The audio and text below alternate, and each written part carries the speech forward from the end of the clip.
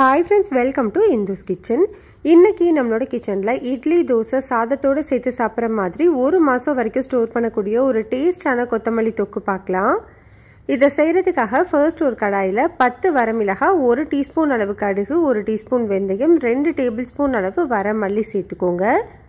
ஸ்டவ்வை low to medium ஹீட்லேயே வச்சுட்டு இதுலேருந்து நல்லா வாசனை வந்து லைட்டாக நிறம் மாறுற வரைக்கும் வறுத்துக்கணும். கடுகு வந்து நல்லாவே பொரிஞ்சு வரணும். பாருங்கள், இந்த அளவுக்கு வறுப்பட்டதுக்கு அப்புறமா இதை தனியாக எடுத்து வச்சுக்கலாம். இப்போ அதே கடாயில் 1 டேபிள் ஸ்பூன் அளவு எண்ணெய் சூடு பண்ணிவிட்டு 1 கட்டு அளவு கொத்தமல்லியை நல்லா க்ளீன் பண்ணிவிட்டு சேர்த்துக்கோங்க. இது கூடவே அரை கட்டு அளவு புதினாவும் சேர்த்து நல்லா வதக்கி விட்டுக்கோங்க.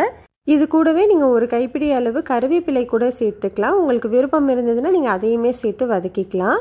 இதெல்லாமே நல்லா வதங்கி இந்த அளவுக்கு சுருண்டு வந்ததுக்கப்புறமா ஸ்டவ் ஆஃப் பண்ணி இது தனியாக வச்சுக்கோங்க.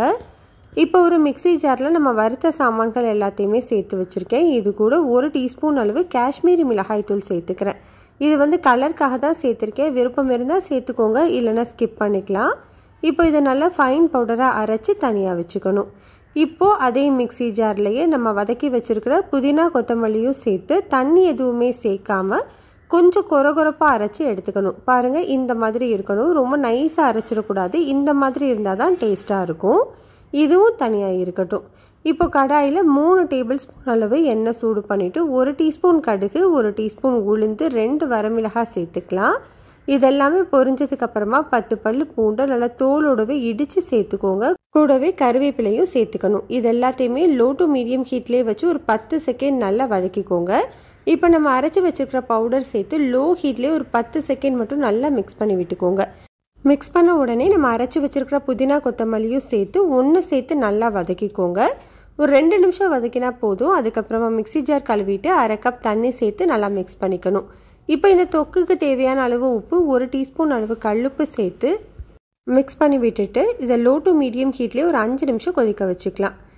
5 நிமிஷத்துக்கு அப்புறமா இதில் ஒரு சின்ன எலுமிச்சம்பழம் அளவு புளியை 1/4 கப் அளவு தண்ணியில் 15 நிமிஷம் ஊற வச்சு நல்லா கரைச்சி எடுத்து வச்சுருக்கேன். அந்த புளி தண்ணியவும் சேர்த்து நல்லா மிக்ஸ் பண்ணி விட்டுக்கோங்க.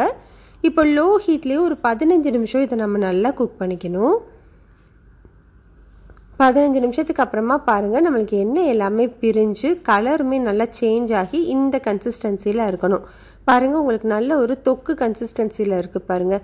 இந்த டைமில் இது கூட அரை டீஸ்பூன் அளவு நாட்டு சர்க்கரை இல்லைனா வெல்லம் சேர்த்துக்கோங்க. இது வந்து ஆப்ஷனல் தான், பட் சேர்த்துக்கிட்டிங்கன்னா டேஸ்ட் ரொம்ப நல்லாயிருக்கும்.